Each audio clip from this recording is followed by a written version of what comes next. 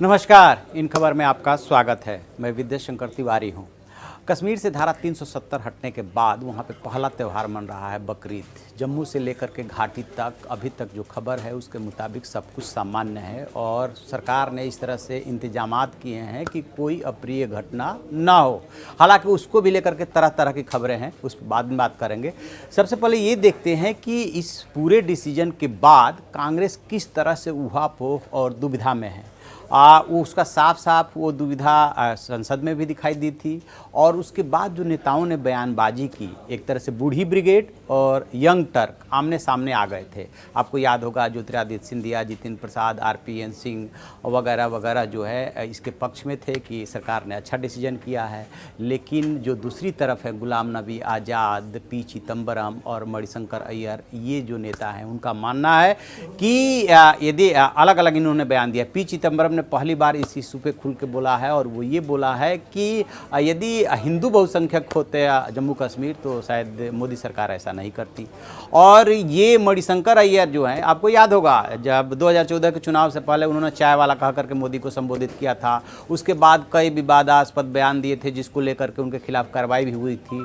उन्होंने फिर से जो है कुछ ऐसा ही बयान दिया है और एक आर्टिकल लिखा है उन्होंने इंडियन एक्सप्रेस में।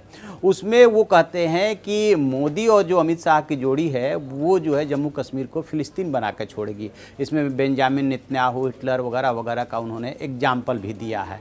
और गुलाम नबी आज़ाद ने राज्यसभा में क्या क्या कहा था जम्मू कश्मीर को लेकर के, ये किसी से छुपा नहीं है, उनका भी स्टैंड क्लियर है। और जब जितेंद्र प्रसाद ने कार्य समिति की बैठक में जो हमला बोला था वो गुलाम नबी आज़ाद को ही लेके बोला था कि उनकी बातों से कुछ लोग खुश हो सकते हैं लेकिन बाकी देश में जो है समर्थन नहीं मिल रहा है कांग्रेस को। ये सच है। कांग्रेस में जो ये दुविधा है वो कांग्रेस नेतृत्व की दुविधा है। कांग्रेस के तत्कालीन अध्यक्ष यानी कि जिनका रिजिग्नेशन मंजूर नहीं हुआ था, राहुल गांधी का, उन्होंने इस पर कई दिन बाद मुंह खोला था, ट्वीट किया था। बाद में कांग्रेस ने ये इसमें स्टैंड लिया कि 370 के हटाने के हम खिलाफ नहीं है। जो मोदी सरकार ने प्रक्रिया अपनाई है हम उसके खिलाफ हैं। लेकिन अब जब इन दोनों नेताओं ने जो बयान दिया है उससे साफ साफ जाहिर है कि कांग्रेस में अभी भी दुविधा बरकरार है।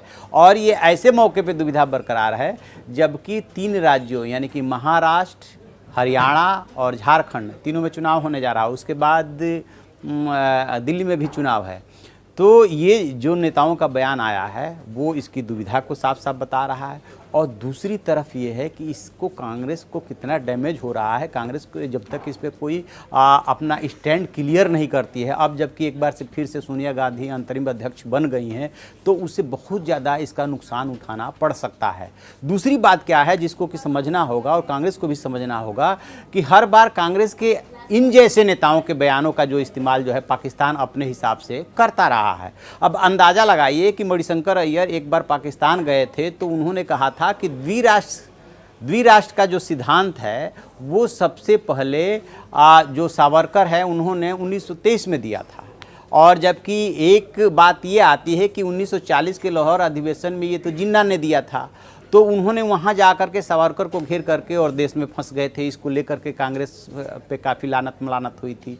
तो ये कांग्रेस के ऐसे नेता हैं जो एक तरह से गले की हड्डी बने हुए हैं। या तो एकदम स्टैंड क्लियर हो कि जो धारा 370 ख़त्म की गई है कांग्रेस उसके अगेंस्ट है, कांग्रेस ये भी नहीं कह पा रही है।